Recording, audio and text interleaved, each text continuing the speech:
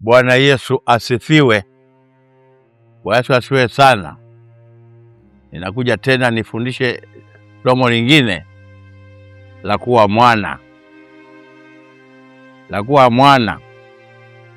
Bwana Yesu asifiwe sana. Ngoja tuombe. Baba yetu na Mungu wetu, Mungu mtakatifu, Mungu mwenye enzi, Baba wa milele, ninakushukuru Baba na kuliinua jina lako. Nataka kuliangalia somo hili Baba. Naomba Baba ukanisaidie, katuwezeshe Baba kulifahamu neno hili. Mungu mwaminifu na mwenye haki, najua ni mwema, maana ni Mungu wetu unayetuwazia yaliyo mema. Naweka Baba neno hili mikononi mwako la kuwa mwana, katika jina la Baba, Mwana na Mtakatifu. Amen. Bwana Yesu asifiwe sana. Nataka tuangalie jinsi ya kuwa mwana wa Mungu. Kuwa mwana wa Mungu. Tuseme Yohana sura ya 1 mstari wa 12. Biblia inasema, bali wote waliompokea aliwapa uwezo wa kufanyika watoto wa Mungu. Ndio wale waliaminio jina lake, waliozaliwa si kwa damu, wala si mapenzi ya mwili, wala si mapenzi ya mtu, bali kwa Mungu. Bwana Yesu asifiwe. Tunaona uzao huu, waliompokea walifanyika kuwa wana wa Mungu. Wamempokea nani? Waliompokea Bwana Yesu wanafanyika wana wa Mungu, watoto wa ikulu ya mbinguni. Sasa hapa tumeona kitu kimoja hapa, mapenzi ya mwili, mapenzi ya mtu. Kuna kuwa na mapenzi ya mtu. Wengi wanakuwa na Ukristo wa mapenzi ya mtu. Mapenzi ya mtu, yeye ameambiwa sisi sijui ni wanini. Sasa sisi ni Wakristo, tunasali hapa, kwa hiyo mwanangu sisi ni Wakristo. Amepokea Ukristo ambao hakuukiri, ni Ukristo wa mapenzi ya mtu. Sisi wanangu tumeokoka, Bwana Yesu asifiwe, lakini bado yule mtoto hajampokea Yesu. Ana wokovu wa mtu, ambao Biblia inakataa wokovu wa namna hiyo. Ndio maana imesema, bali wote waliompokea aliwapa uwezo wa kufanyika watoto wa Mungu. Ndio wale waliaminio jina lake, waliozaliwa si kwa damu, wala si mapenzi ya mwili, wala si mapenzi ya mtu, bali kwa Mungu. Lazima mtu ampokee Yesu mwenyewe ili afanyike mtoto wa Mungu. Biblia inasema katika Warumi sura ya 10, tukianza mstari wa 8 mpaka wa 13. Biblia inasema, lakini anenaje? Lile neno li karibu nawe, katika kinywa chako na katika moyo wako, yaani ile neno la imani tulihubirilo. Kwa sababu ukimkiri Yesu kwa kinywa chako ya kuwa ni Bwana na kuamini moyoni mwako ya kuwa Mungu alifufua katika wafu, utaokoka. Kwa maana kwa moyo mtu huamini hata upata haki, na kwa kinywa ukiri hata upata wokovu. Kwa maana andiko la nena, kila amwaminie hata tayarika. Kwa maana hakuna tofauti ya Myahudi na Myunani, maana yeye yule ni Bwana wa wote, mwenye utajiri kwa wote wamwitao. Mstari wa 13, kwa kuwa kila atakayeliitia jina la Bwana ataokoka. Kuwa mwana, lazima umkiri Yesu mwenyewe. Kuwa mwana, kila mtu lazima amkiri Yesu mwenyewe. Ni baada ya kuhubiriwa aamini, amkiri Yesu, afanyike mwana. Sasa huyu mwana huyu anapozaliwa, mtoto akizaliwa anatakiwa apate chakula, alishwe. Ataanza kulishwa akianza kula chakula ataanza kulishwa viuji laini hivyo vinakwenda mpaka atakula chakula kigumu, lakini lazima alishwe. Alishwe nini? Ni neno la Mungu, ni chakula. Kwa hiyo mtu huyo akishampokea Yesu lazima afundishwe, lazima awe ni wa kujifunza neno la Mungu, akusanyike na watu ambao wana hamu ya kuyasoma maneno ya Mungu, wana hamu ya kufundisha neno la Mungu. Neno la Mungu ni chakula cha uzima, chakula cha roho zetu. Kwa hiyo unapompokea Yesu lazima uwe msomaji wa neno la Mungu, lazima uwe mwombaji, uwe mwenye kuhudhuria kwenye ibada, uende ujifunze neno la Mungu. Hata agizo la Bwana Yesu amesema katika Mathayo, enendeni mkawafanye mataifa kuwa wanafunzi, mkiwabatiza kwa jina la Baba na la Mwana na Roho Mtakatifu, akaenda na kuwafundisha kuyashika yote niliyoamuru. Tazama, nitakuwa nanyi siku zote mpaka ukamilifu wa dahari. Lazima mtu akiokoka lazima afundishwe neno la Mungu, maana mtu akiokoka ni mtu ambaye anatoka katika utawala wa shetani kuingia katika utawala wa Mungu. Ule ulipokuwa duniani kulikuwa na mahubiri ya shetani, lakini ukiingia katika utawala wa Mungu ukiwa mwana wa Mungu, lazima ujifunze neno la Mungu, lazima uwe unahudhuria ibada ili ukajifunze neno la Mungu, uwe mwombaji. Kama umekuwa mwana wa Mungu halafu uweze kwenda kula chakula cha kiroho, utashikwa na kwa shokoo, utakufa kiroho. Yesu amekuja kuokoa na kutafuta kile kilichopotea. Amekuja atutafute tuwe wana, tuwe watoto wa ikulu ya mbinguni. Pasipo kumpokea Yesu kuwa Bwana na kumkiri wewe mwenyewe, ile mbingu usitazamie ndugu. Ile mbingu kweli hakika Yesu anaandaa makao. Yesu anaandaa makao kwa wanaye ambao wanaye waliompokea. Ukisoma Yohana sura ya 14 mstari wa 1 mpaka wa 4, asema msifadhaike mioyoni mwenu, mnamwamini Mungu, niaminini na mimi.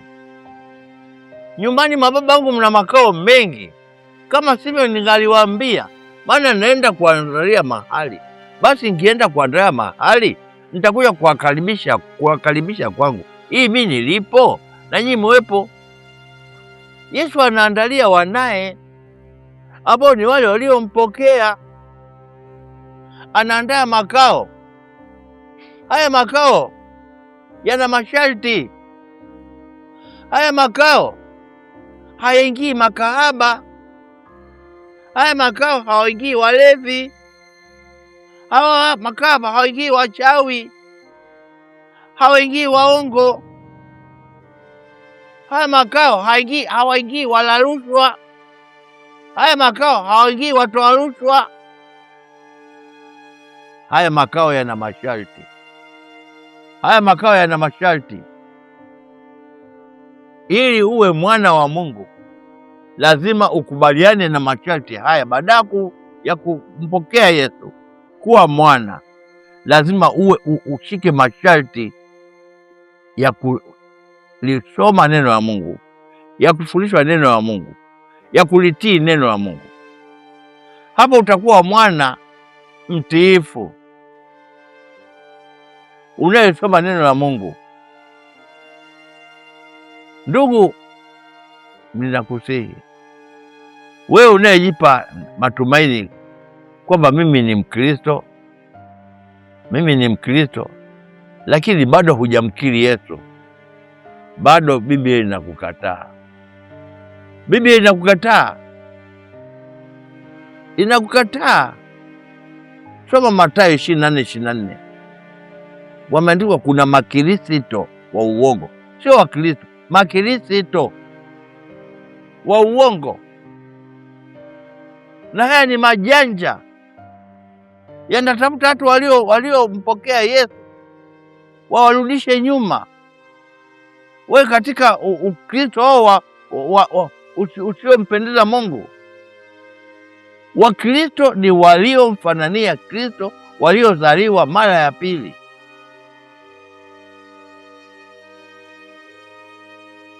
Haleluya, Bwana Yesu asifiwe sana. Wakristo ni wale waliozaliwa mara ya pili, waliomkiri Yesu kwa vinywa vyao. Hao ndio waitwa Wakristo. Maana ya Kristo ni kumfanania Kristo. Hakuna Mkristo mlevi. Wewe kujiita wewe mlevi wewe ni Mkristo? Hapana, hapana. Wewe mchawi, wewe mgomvi, wivu, hasira, fitina, tumeshaona. Alafu najiita mimi Mkristo. Hujakuwa mwana.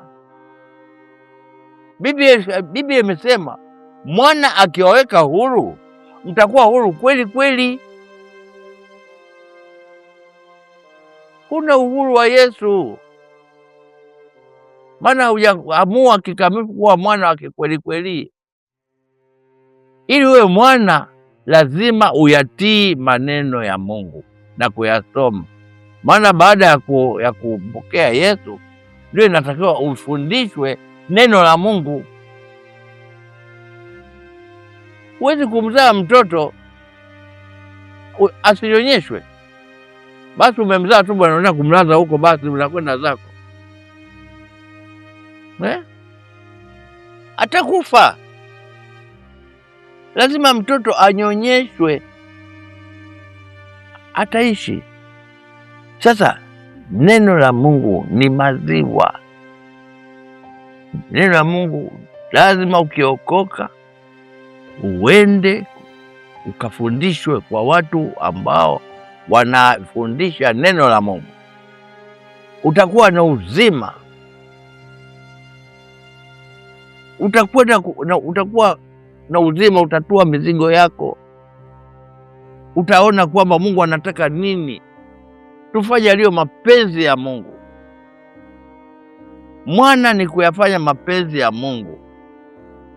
Mwana ni kuyafanya mapenzi ya Mungu. Mwana ni kulisoma neno la Mungu. Ndio maana unapomkiri Yesu lazima usome neno la Mungu. Lakini wakati unakuwa tu usema mimi ni Mkristo, Mkristo wa jina tu, neno husomi, basi umeita ni Mkristo, bado Biblia imesema imekukataa wewe sio Mkristo. Simeshakuambia Mathayo 24:24.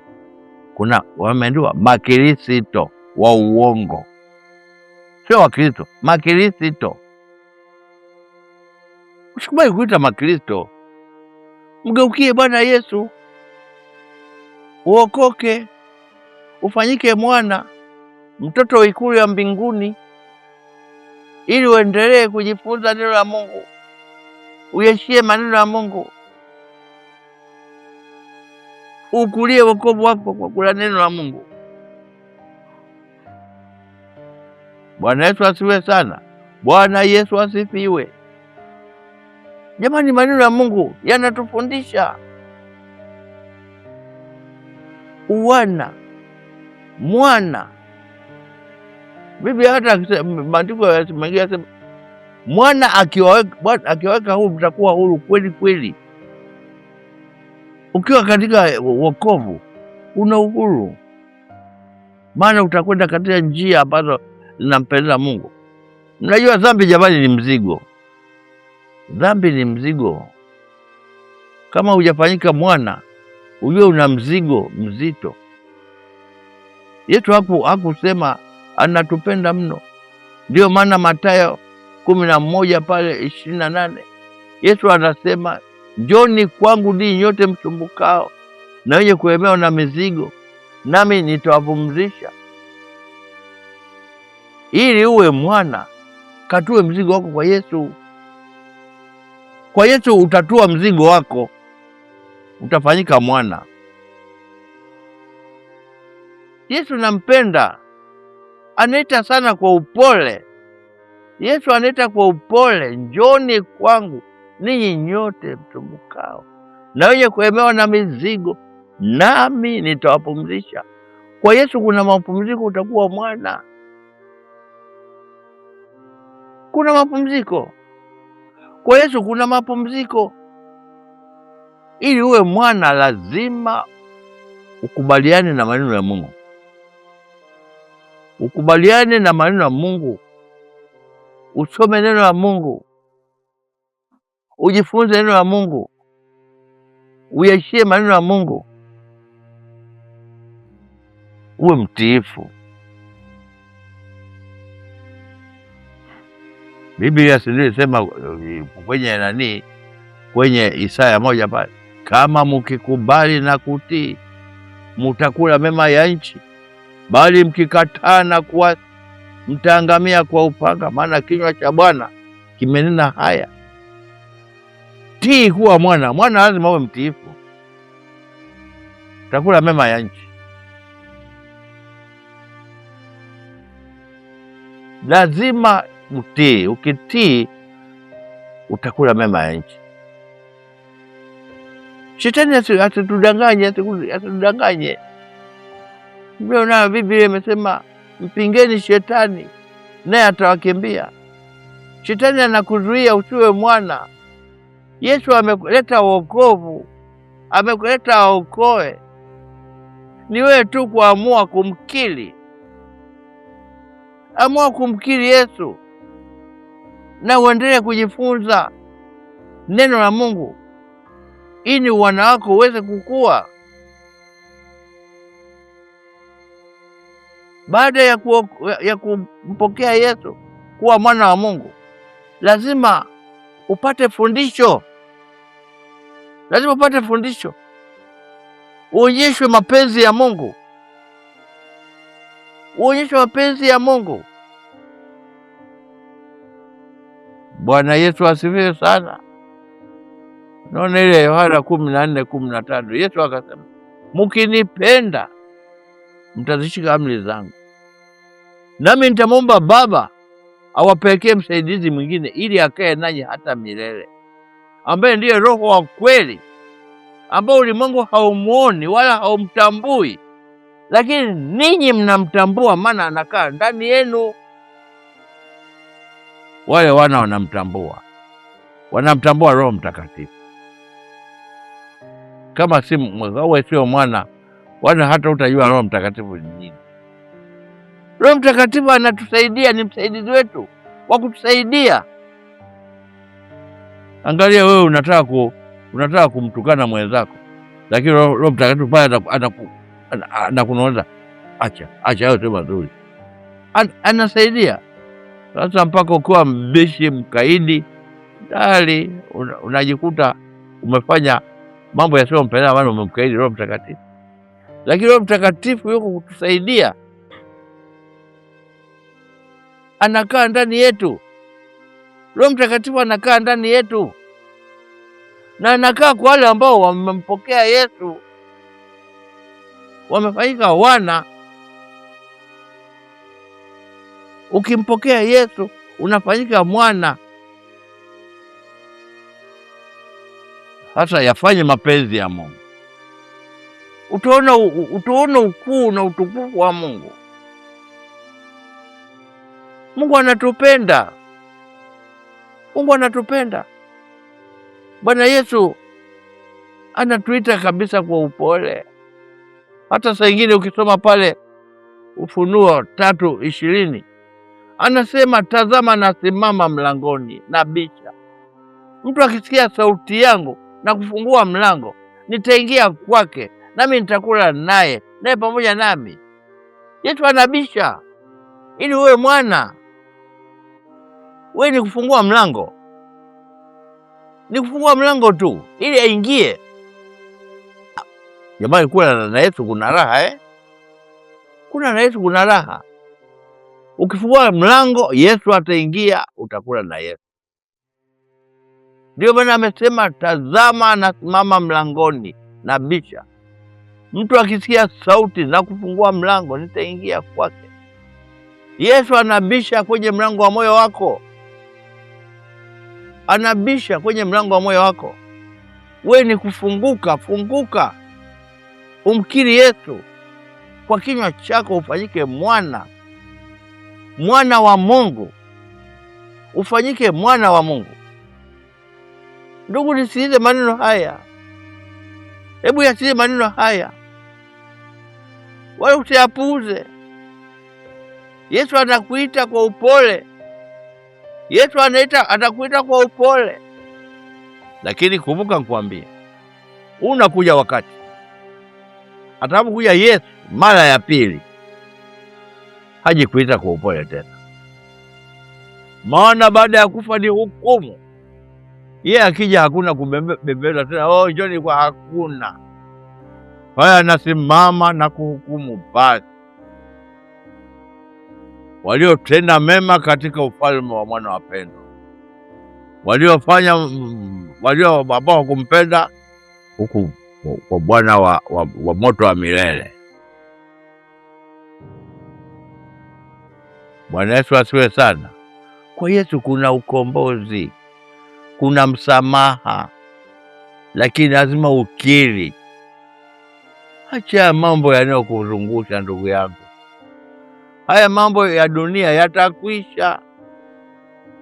Hebu fanyika mwana wa Mungu. Mwana wa Mungu fanyika, ndugu yangu.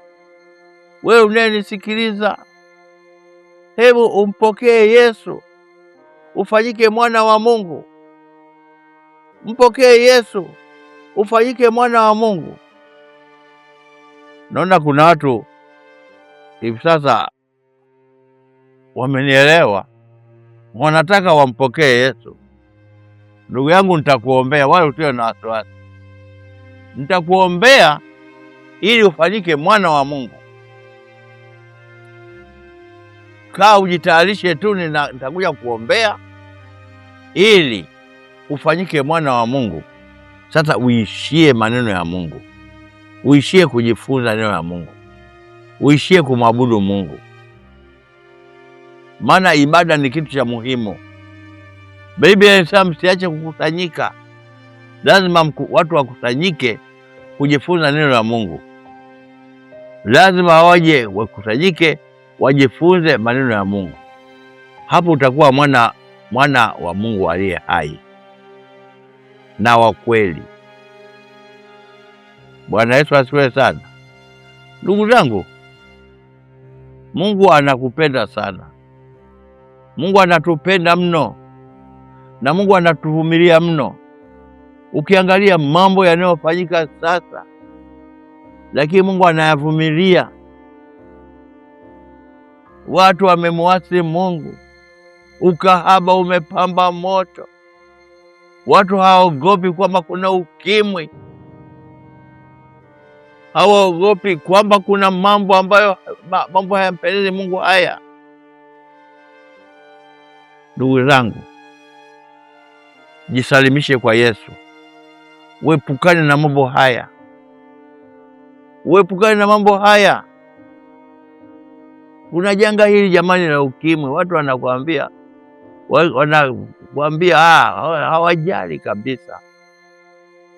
Na bahati nasema kwamba ukimwi hauna dawa jamani. Ukimwi haujapata dawa. Ila tuishukuru serikali yetu imetafuta, imejipenyeza ikaleta dawa za kuzuia, yani za kukinga tu, kupunguza zile chembe za damu, yani zisiharibike, CD4 zisishuke, kinga isishuke. Hapo tunaishukuru serikali. Serikali tunaishukuru, maana ukimwi jamani ni janga la kitaifa. Ni janga la kitaifa ukimwi. Tushukuru, nasema serikali tuishukuru. Imeweza kuleta dawa hizo. Si tunaona pale mwanzoni ukimwi ilipoanza, watu walikuwa wanavalishwa nepi jamani. Wanahalisha mpaka anavalishwa nepi. Lakini leo mtu anapita na virusi vya ukimwi limenenepa, wala humjui. Lazima tuishukuru serikali jamani. Kama sio hivi watu wangekuwa wamekwisha. Ukimwi ilipoanza umefuta. Tumeona Kagera, nyumba ikabaki hakuna watu. Lakini Mungu ashukuriwe. Mungu amekuja, amemtoa Yesu aje afe. Wewe mkiri Yesu, uepukane na majanga hayo, ufanyike mwana. Bwana Yesu asifiwe. Basi ndugu zangu, haya machache ya tafakari. Hali sio nzuri. Angalia jinsi unavyoutumikisha huu mwili wako. Unautumikisha kivipi? Kwenye ukahaba, mavazi yako yasiyopendeza, mavazi ya kahaba? Hapana. Nimetoa wito, fanyika mwana wa Mungu. Fanyika mwana wa Mungu. Mpokee Bwana Yesu. Nasema asante sana wewe ambaye umenisikiliza, na wewe ambaye sasa umesema unataka umpokee Bwana Yesu. Mungu akubariki sana. Basi fuatana na mimi, maneno haya yatoke moyoni mwako. Mimi ninakuongoza tu, lakini yatoke moyoni mwako, ukafanyike mwana wa Mungu, na ukaendelee kujifunza maneno ya Mungu, na ukaendelee kumwishia Mungu. Nifuatishe maneno haya. Sema, Bwana Yesu, naja kwako. Mimi ni mwenye dhambi. Nimekukosea kwa kuwaza na kwa kutenda, lakini leo nimesikia neno lako. Bwana Yesu, ninakuja kwako. Naomba Bwana Yesu unisamehe. Bwana Yesu niokoe.